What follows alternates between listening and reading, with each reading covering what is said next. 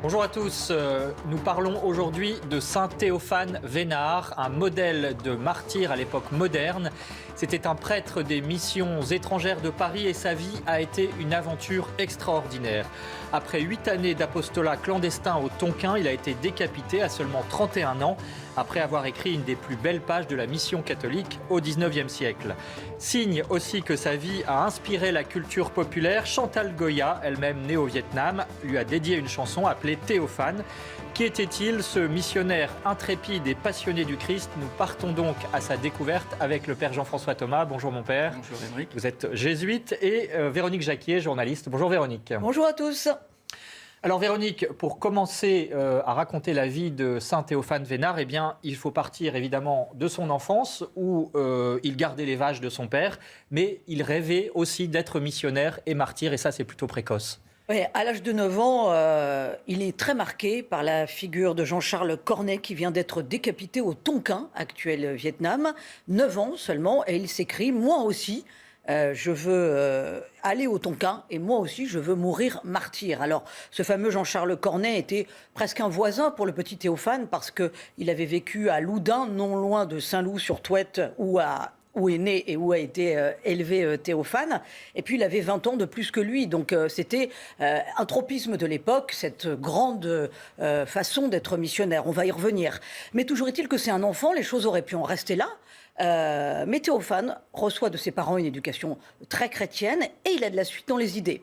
Alors pour bien situer le personnage, il est donc né en 1829 à Saint-Loup-sur-Thouette, donc dans les Deux-Sèvres, en Vendée, au nord-ouest de Poitiers. Son père est l'instituteur de Saint-Loup. Il a envie de faire des études. Le petit Théophane, il a une appétence pour les études. C'est un élève brillant. Donc le collège, le petit séminaire, le grand séminaire de Poitiers.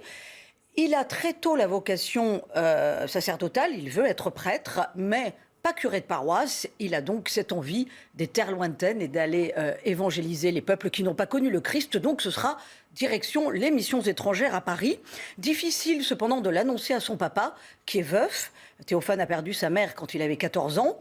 Ce père espère avoir un fils prêtre, mais le garder non loin de lui. Et là, les missions étrangères, eh bien, c'est l'assurance de ne plus voir son fils et de savoir qu'il risque de mourir jeune. Alors Théophane met du temps à préparer son papa. Il a cette belle phrase: « Consentez-vous de tout votre cœur à me donner à Dieu, à faire abandon complet de votre Théophane. » Le père est mortifié. Il va mettre plusieurs jours à lui répondre, mais il finira par lui dire oui, en sachant donc, père Thomas, qu'il sait qu'il va perdre son fils. Racontez-nous le contexte de l'époque, parce que Théophane, avec cette vocation, a seulement 20 ans. L'épopée missionnaire du XIXe siècle, c'est une suite des autres épopées qui ont précédé au cours des siècles.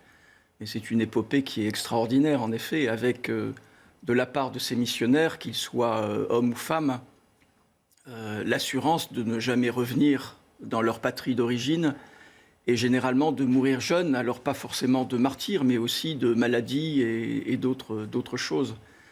Donc Théophane Vénard s'inscrit dans cette lignée. Et vous avez dit qu'il est passé au petit séminaire. Le petit séminaire était tenu à Montmorillon par les jésuites. Donc là aussi, il a baigné dans une atmosphère missionnaire. Et il a été mis au contact de la vie de tous ces martyrs d'Asie. Le XIXe siècle s'intéresse beaucoup à l'Asie.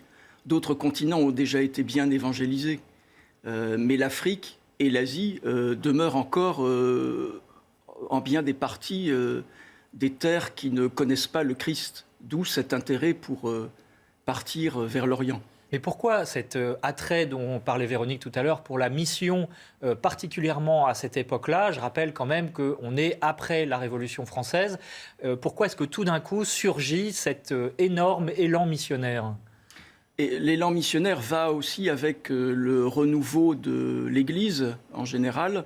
Justement, après les périodes de persécution, telle qu'a été la période de la Révolution française, il est normal qu'il y ait un regain, et un regain de foi. Et la foi ne va pas sans la mission. On voit bien que dans les Saintes Écritures, lorsque notre Seigneur quitte ses apôtres, le message qu'il leur laisse, c'est justement la mission d'aller évangéliser. Donc il est normal que dans la France de l'époque, il y ait ce regain. Et puis c'est la période, alors politiquement, de l'extension de la France, qui se crée un empire colonial.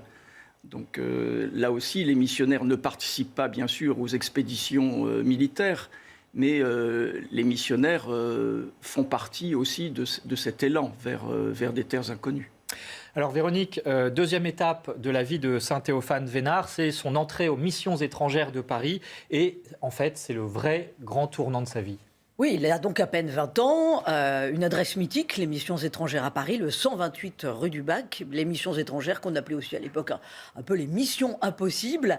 Théophane donc goûte à la vie parisienne, il ne goûte pas qu'à la vie religieuse, il sait s'intéresser à la vie politique, il se rend par exemple à l'Assemblée nationale, écouter dans l'hémicycle celui qui est alors député, Victor Hugo par exemple, on est sous la Deuxième République, et puis il reçoit sa destination parce qu'il est impatient, il boude d'impatience de partir au bout du monde, et ce sera la Chine, 16 septembre 1852, donc départ pour la Chine. Il mettra 6 mois pour arriver à Hong Kong le 19 mars 1853.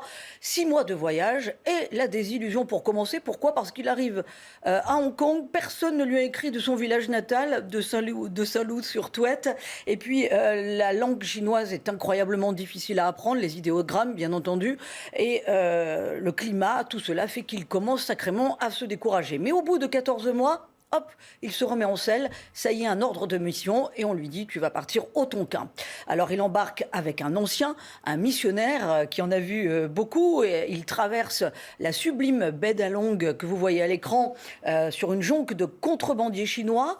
Il arrive à Vintry, au Tonkin, qui est un pays extrêmement dangereux, évidemment, pour les chrétiens, mais il y a une forme de tolérance, parce que le vice-roi a été soigné par un chrétien, il a guéri de sa cécité, donc il y a une tolérance, et Théophane Vénard arrive à évangéliser, arrive à gagner la sympathie des habitants, arrive même à apprendre couramment le vietnamien.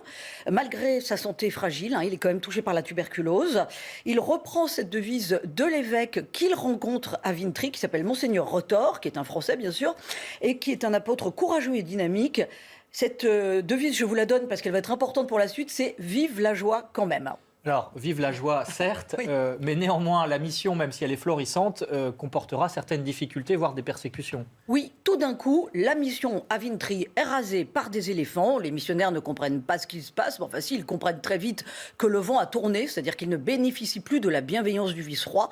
Pourquoi ? Parce que l'empereur a décidé d'accentuer la persécution sur les chrétiens, et le vice-roi redouble de zèle pour montrer que, évidemment, avant, pour effacer le fait qu'avant, il s'était montré bienveillant. Donc Théophane, tenez-vous bien, va passer des mois caché dans une cloison, dans une maison. Il écrit, il a encore ce zèle de l'écriture, sa correspondante a toujours été très importante. Il écrit une lettre à un ami prêtre de Poitiers. Vous pourriez vous demander comment ne devenez-vous pas fou, enfermé avec les rats, les crapauds, les araignées, assailli de mauvaises nouvelles entre les prêtres décapités et les chrétiens qui apostasient, c'est-à-dire qui renoncent leur foi. Eh bien, Théophane a cette phrase « J'avoue qu'il faut une grâce spéciale pour résister à la tentation du découragement et de la tristesse ». Alors, Père Thomas, qu'est-ce que cette grâce spéciale qui a porté finalement les missionnaires et jusqu'aux martyrs ? C'est la grâce qui est donnée par le Saint-Esprit au jour de la Pentecôte, aux apôtres aussi, qui étaient jusqu'alors enfermés dans leur peur. C'est la grâce de la confiance et de l'abandon. Donc, tous les obstacles apparaissent comme peu de choses. Lorsque on met en parallèle et en comparaison le fruit qui peut sortir d'une mission, même quand on est enfermé, en effet, dans une cloison, parce que la mission continue, même enfermé.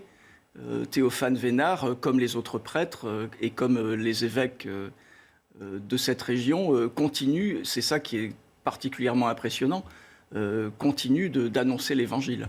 Mais alors, ce qui est quand même étonnant, c'est que l'Asie est un continent particulièrement difficile pour ce qui concerne l'évangélisation. Vous l'avez dit d'un mot tout à l'heure, et ça continue aujourd'hui d'une certaine manière. Pourquoi est-ce qu'il y a eu autant de persécutions à l'égard des missionnaires catholiques dans ce pays, notamment le Vietnam ? Alors, ce sont des persécutions qui, comme lors des premiers siècles chrétiens, ne sont pas des persécutions constantes. Tout dépendait de l'empereur qui prenait le pouvoir. Il y avait aussi des coups d'État à la tête de l'Empire. Tout dépendait aussi, comme on l'a vu, des gouverneurs locaux, des vice-rois locaux. Quoi qu'il en soit, le Tonkin, c'est une place très importante pour les missionnaires, pas simplement pour les missionnaires que l'on appelle les missionnaires français, à savoir ceux des missions étrangères, mais aussi pour les congrégations religieuses comme les franciscains, les jésuites, etc. Parce que c'est considéré comme la porte d'entrée vers la Chine. Et le but, quand même, ultime, depuis l'échec du XVIIe, XVIIIe siècle, avec des jésuites, avec les jésuites, c'est d'entrer en Chine et de convertir la Chine. Donc les missionnaires font des sauts de puce. Ils arrivent par le Siam, et au Siam, alors qu'ils sont très bien accueillis, généralement, ils ne restent pas, ils n'apprennent même pas la langue, ce qui fait qu'aujourd'hui, la Thaïlande n'est pas un pays qui a été très évangélisé. Et ils s'installent au Tonkin, mais toujours dans le but d'évangéliser la Chine. Donc le Tonkin apparaît comme une place forte. On est toujours dans cette problématique-là, d'une certaine manière, aujourd'hui. Bien sûr, oui. Et l'empereur d'Indochine, l'empereur du Tonkin, en fait, a très peur que les missionnaires déstabilisent le mode de vie et les coutumes, et notamment, et bien évidemment, le culte des ancêtres, et puis la protection de chaque village par une divinité. Donc cet ébranlement de la société traditionnelle fait qu'à certains moments, eh bien, l'empereur et puis les autorités perdent patience. Mais est-ce que ces missionnaires, donc évidemment, ils viennent là pour apporter le Christ, mais est-ce qu'ils vont aussi de l'évangélisation par l'école, par exemple, ou par des actions sanitaires et sociales ? Oui, c'est impressionnant le travail qui a été fait, y compris dans les temps de persécution, et puis aussi la création de quelque chose d'assez extraordinaire qu'on appelait les maisons de Dieu, où vivaient autour du prêtre les familles qui étaient évangélisées, qui étaient baptisées. Alors c'est ça aussi qui a déplu parfois aux autorités, c'est que les missionnaires avaient comme très belle idée de construire une cité céleste sur la terre, donc dans ces maisons de Dieu. Et c'était se mettre un peu à l'écart du reste de la population, sachant qu'en plus, au Tonkin, la culture est très familiale. Donc c'était se mettre aussi à l'écart des coutumes du village et de la tribu à laquelle on appartenait. Alors, dernière étape, Véronique, de la vie brève de Théophane Vénard, c'est son martyre décapité dans la fleur de l'âge. Un martyr qu'il a souhaité. Il est dénoncé, alors qu'il se trouve entre ces deux cloisons dans la maison que j'ai évoquée, par un chrétien, une sorte de Judas. Il demande à son évêque la permission de s'offrir à Dieu pour l'église du Tonkin. Il sait qu'il va au martyr. On le conduit à Hanoï, où il est fait prisonnier dans une cage de bambou. Il est interrogé par le vice-roi en personne, qui ne trouve rien à redire sur sa probité, sur la sympathie qu'il dégage, et sur le zèle, même ardent de foi, évidemment, sur son témoignage de foi. Il autorise donc des chrétiens à lui porter l'Eucharistie tous les vendredis, ce qui était donc une faveur. Et puis, il attend la sentence de l'empereur, et l'empereur décide qu'il sera décapité.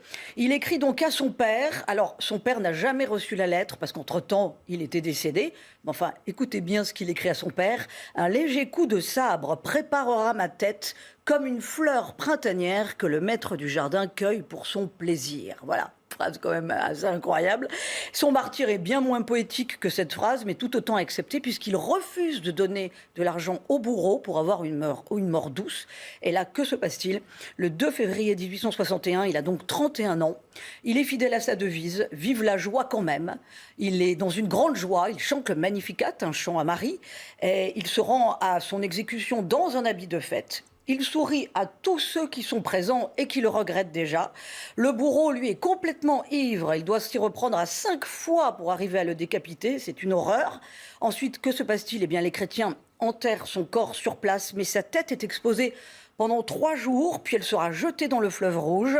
Des pêcheurs chercheront sa tête et la retrouveront au bout de 11 jours. Elle sera remise aux évêques et elle est actuellement gardée, toujours au Vietnam, dans la paroisse de Quet Tru, non loin de Hanoï. Son corps, on va le voir maintenant, repose aux missions étrangères à Paris.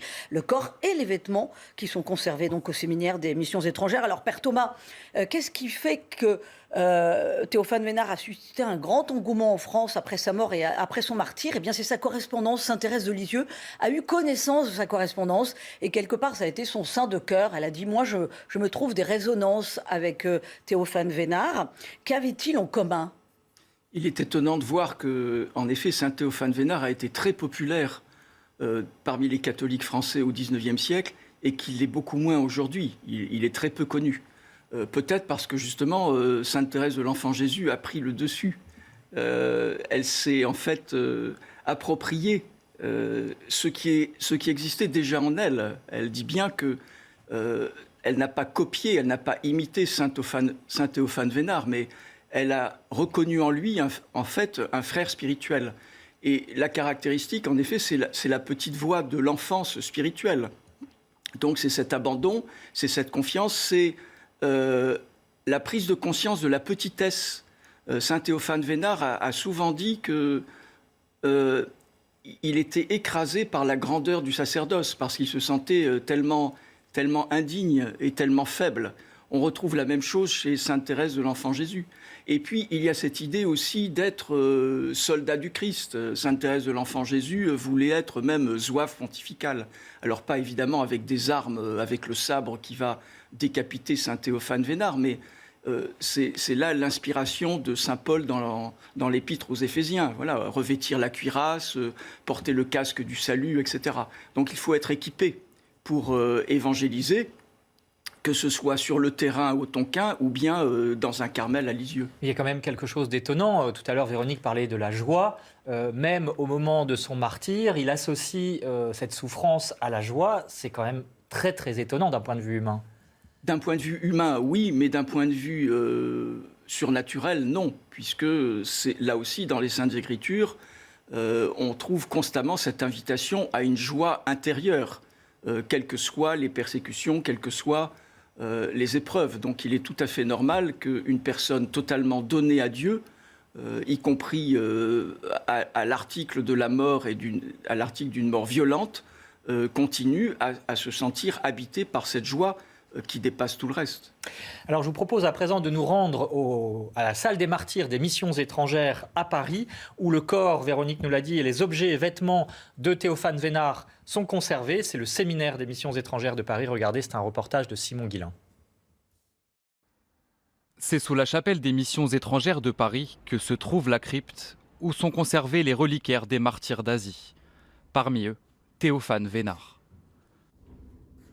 Les chrétiens vietnamiens ont été fortement impressionnés par le martyre de saint Théophane Vénard, qui a donné sa vie avec d'autres chrétiens arrêtés avec lui. Et donc le fait qu'il ait refusé de fouler la croix, qu'il ait pris tous ces risques pour être prêtre au milieu d'eux, a fait qu'ils ont voulu vénérer son corps, ils ont récupéré ses restes et ils les ont gardés avec vénération. Toujours sous la chapelle, à côté de la crypte, la salle des martyrs est un lieu de mémoire. La tunique de Théophane Vénard, une lettre écrite et sa canne y sont conservées. Nous avons conservé ici la canne de saint Théophane Vénard, qu'il utilisait pour ses marches, pour les chemins qu'il avait à parcourir au Vietnam. Nous avons ici sa soutane de style vietnamien, parce que comme tous les missionnaires, il s'habillait en habit du pays, écrivait alors à son frère Eusèbe, à sa sœur Mélanie, et il donnait des nouvelles jusqu'au moment du martyre. Dans sa cage, alors qu'il allait être exécuté, il a écrit des lettres très émouvantes à sa famille. De tous ces missionnaires morts en Asie, Théophane Vénard est sûrement l'un des plus connus. Ça serait difficile de rendre compte de sa vie sans parler de son témoignage jusqu'à l'extrême. Dans l'évangile de Jean, Jésus aime jusqu'au bout. Et bien en fait, dans l'exemple de tous ces pères mèpes qui sont morts pour la foi, ils aiment jusqu'au bout. Et ça serait difficile de parler de leur vie sans parler de ce don jusqu'à l'extrême pour la foi au Christ, pour l'annonce de l'évangile. Sa notoriété fait de lui un modèle du martyr à l'époque moderne. Père Thomas, en parlant de martyrs, on a recensé 130 000 victimes de 1625 à 1886 au Vietnam. Et ce martyr a été fécond puisque aujourd'hui, il y a énormément de vocations de prêtres au Vietnam. Les catholiques sont environ 6 millions, presque 10% de la population. C'est donc quand même une réussite finalement. C'est une réussite et il faut penser qu'il y a eu depuis d'autres persécutions contre cette église, avec notamment le communisme au Vietnam. Une des très belles pages que l'armée française a écrites en 1954-1955 fut lorsque le Vietnam a été partagé en deux, l'accueil de toutes les communautés catholiques du Nord qui se réfugiaient dans le Sud. Et quand on voit les images, c'est absolument bouleversant, parce que les villages sont partis avec le curé en tête. Et là aussi, les chrétiens qui sont restés dans le Nord ont connu de nouveau des persécutions. Et il faut attendre vraiment 1976, le départ des Américains et puis l'établissement d'un Vietnam unifié, certes communiste, pour que les choses se remettent peu à peu en place. Mais encore aujourd'hui, l'Église du Vietnam connaît bien des restrictions, même s'il y a beaucoup de vocations, évidemment. Et donc c'est très enthousiasmant évidemment pour l'avenir. Oui. Véronique, que faut-il lire sur Théophane Vénard pour approfondir sa vie ? Il faut commencer évidemment par sa vie et sa correspondance, puisque je vous ai dit qu'elle était très, très féconde et très importante. Elle a été mise en forme par Eusèbe Vénard aux éditions Blanche de Peuteret, ça peut encore se trouver sur Internet. Les missions étrangères, 3 siècles et demi d'histoire et d'aventure en Asie, ça c'est aux éditions Perrin. C'est signé Marcel Lenay et Gérard Mousset, c'est évidemment passionnant. Pour les enfants, dans la collection Légendes dorées, Saint-Théophane Vénard par Morissette Vialandru, et puis une bande dessinée Théophane Vénard dans les griffes du tigre, ça c'est sorti il n'y a pas très longtemps et c'est signé Dominique Barre et Brunor et c'est aux éditions CLD. Voilà, et puis pour finir, sachez que Théophane Vénard a le droit à 3 fêtes dans le calendrier, puisqu'il est fêté le 2 février, le jour de sa mort, au martyrologe romain. Ensuite, le 24 novembre, avec tous les saints martyrs du Vietnam. Et enfin, le 13 février, dans le diocèse de Poitiers, d'où il était originaire. La citation de la fin, nous sommes tous des fleurs plantées sur cette terre et que Dieu cueille en son temps, un peu plus tôt, un peu plus tard. C'est donc signé Théophane Vénard. Et puis, on va se quitter sur quelques notes de musique. On retrouve Chantal Goya dans sa chanson Théophane. Écoutez. La mission de ton cœur fut comme la fleur qu'un matin au jardin du Seigneur on est venu chercher soudain.